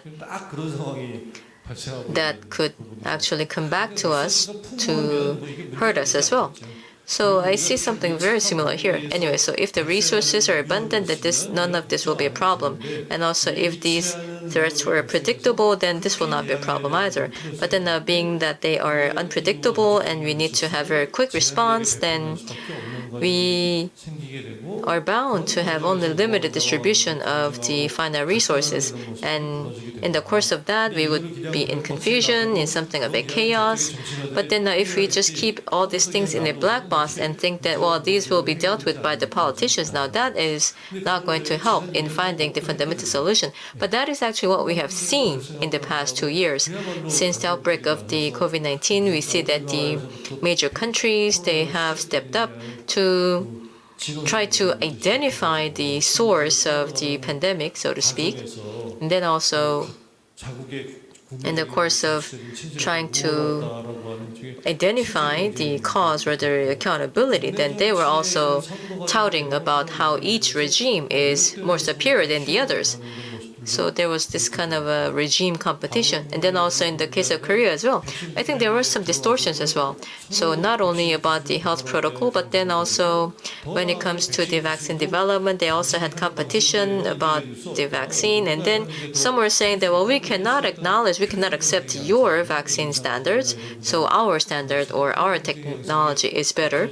So I could see that there were also such a competitive elements there. And then also in the course of distributing the developed vaccines, then it was about their own cause or something like a charm diplomacy. So I could see that there were this type of vaccine diplomacy as well in order to show themselves off. And then also in terms of the IP, how they're going to waive the patent or not. So we see that there were clashes of many different interests. And then now in the course of all this, now as Mario has mentioned as well, perhaps this is a part of the globalization that had been ongoing since the 20th century.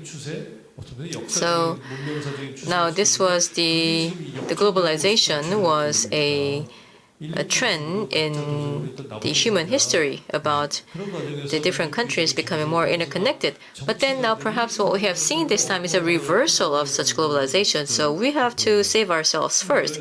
And then also some political leaders would jump on this bandwagon to stoke such a populist notion.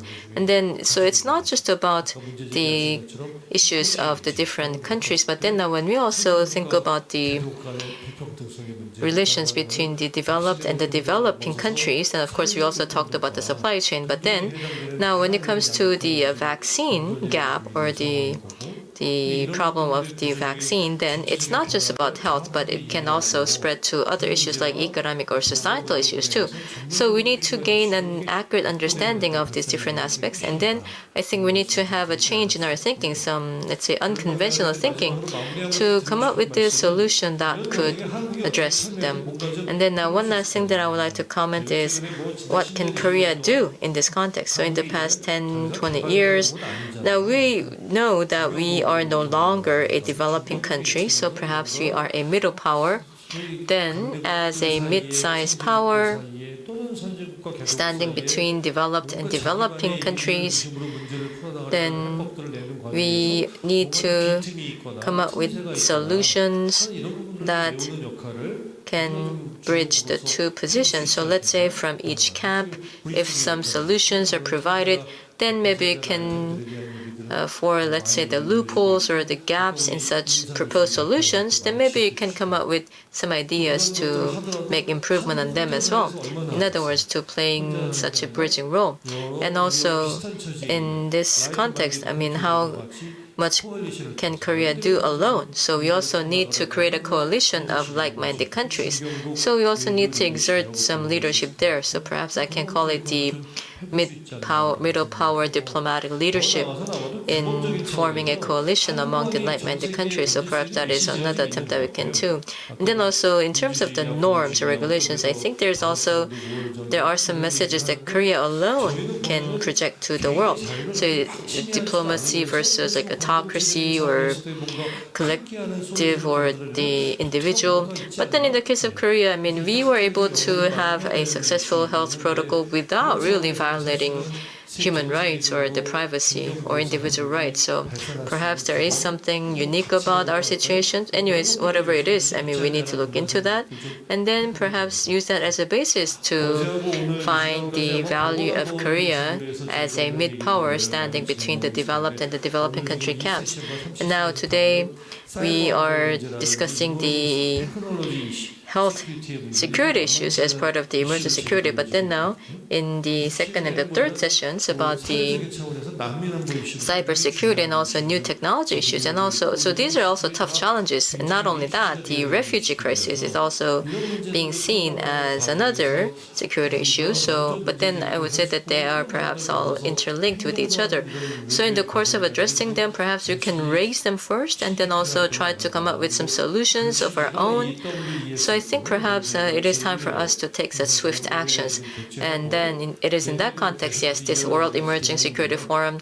It is the inaugural session, and I believe that this forum is well poised to playing that role.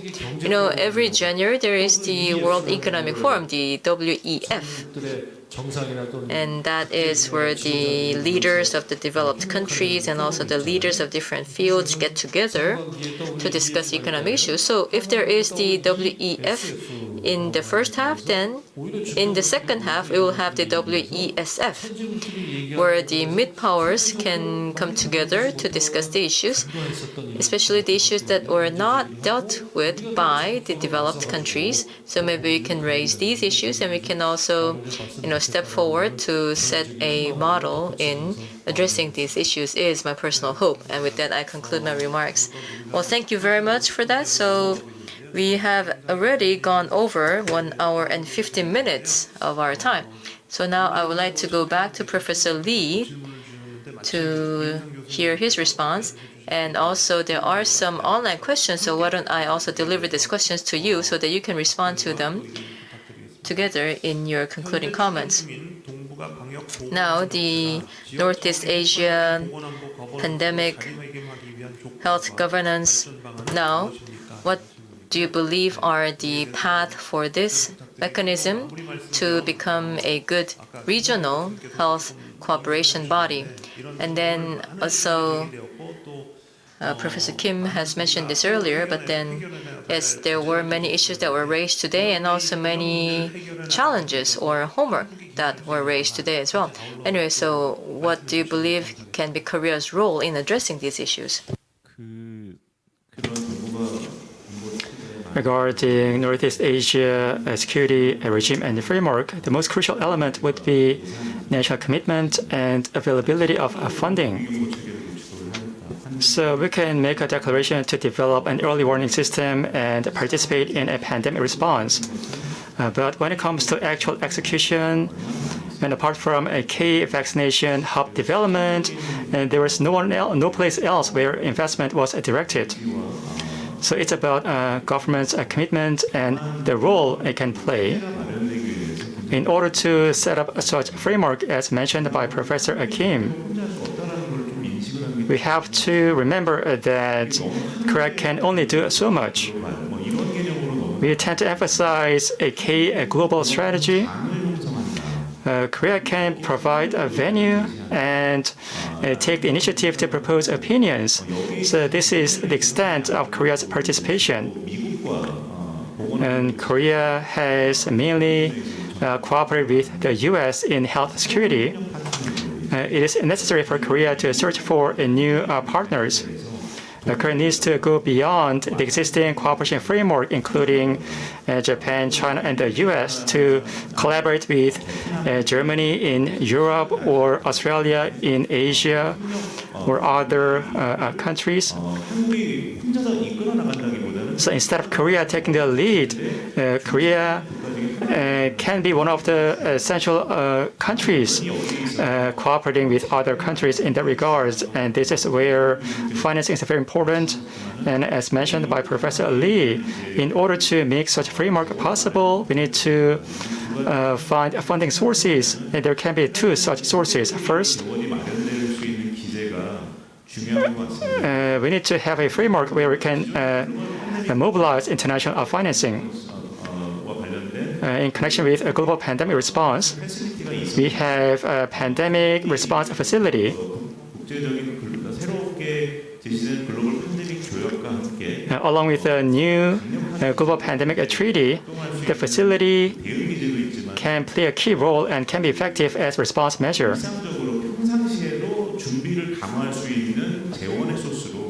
It can be used as a source of financing to increase our preparedness. And the IMF can also get involved in the operation of such a facility, and existing global funds and funding going to Gavi.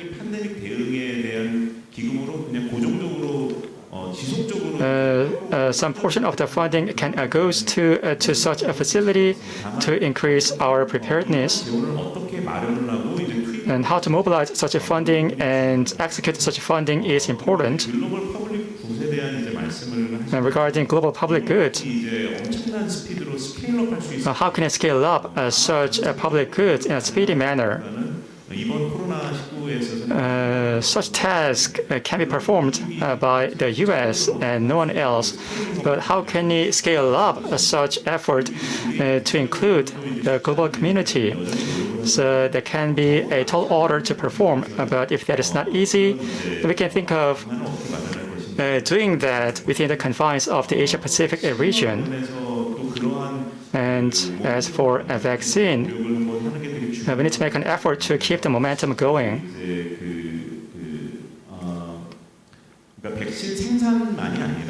Not just the vaccine production, but vaccine research, development, production, and procurement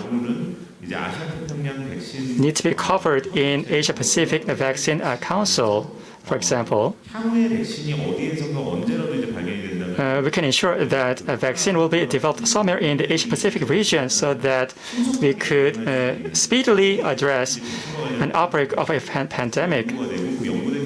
How to research such a vaccine and how to share research findings and how to build a common production base need to be reflected and considered. So as for research, we shouldn't rely on one or two nations. We have to mobilize a number of countries with different capabilities in such partnership. And one of the key things in connection with that is over IPs. And COVID variants were found not just in the US, but also in Africa and Brazil. Countries that fail to procure vaccines can cause a danger to the entire community.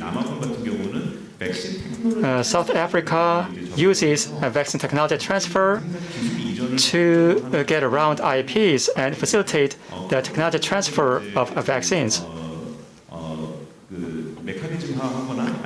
Such a scheme can be turned into a mechanism with some binding force. Pfizer, despite receiving a huge amount of public funding, is not cooperative in terms of sharing their IPs. Instead of only considering the interests of the vaccine industry, Korea needs to consider a global common good to think about how to share vaccine capabilities with developing countries. As emphasized by Professor Lee, it is important to foster and train talent.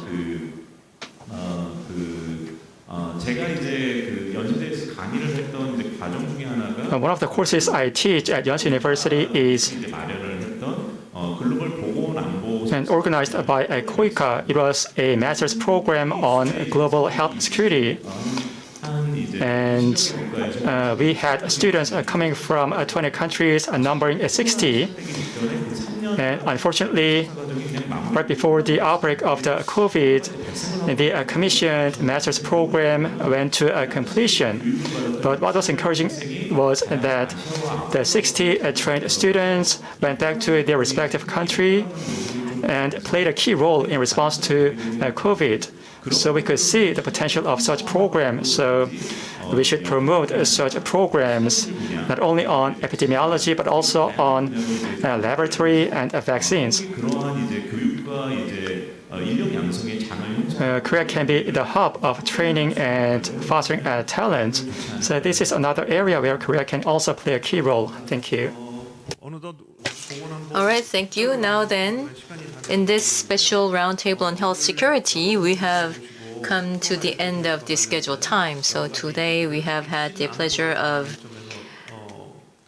having together the experts from different fields to discuss the health security from the perspective of emerging security. Of course, there are many issues remain to be tackled, but then now I believe that today we were able to identify at least some of the issues in relation to health security as an emerging security. And of course, down the road, there is a long way for us to go, but then at least perhaps you are able to shed a little bit of light on the path that we must take. Now, as we all know, response to COVID-19, it has to do with human lives and also humanitarian. So, of course, the normative response is also very important. Despite that, again, COVID-19 response, it is also deeply rooted in national interest, meaning that we also need to be cool-headed about it, meaning that, for example, the capacity building of the developing countries and also the distribution of the resources and also the clash of the different national interests. So I believe that at this special roundtable on health security, we were able to go over those pertinent issues. And with that, I declare the end of this session. Thank you very much. Thank you very much, moderator. So we have just gone through the special roundtable on health security. So once again, I would like to thank the moderator and the panelists. So this year we are discussing many different emerging security issues. And of course, the biggest point of interest is the health security related to COVID-19. And that is why we have had this special roundtable with various panelists and experts to review yesterday's health security roundtable and also to seek a new response for the future when such a pandemic were to arise again. So we have had a chance to have a valuable discussion. Thank you very much once again. And now we will be having a 2-hour break and we will come back to you at 6 o'clock. And we will be having the cyber security session. And then following that, we would be having the new technology or the emerging technologies and security session, which is the last session of this forum. So once again, I would like to thank everyone for joining us today, and I would also like to thank you very much for your online participation. And we will come back to you at 6 o'clock with the cyber security session. Thank you.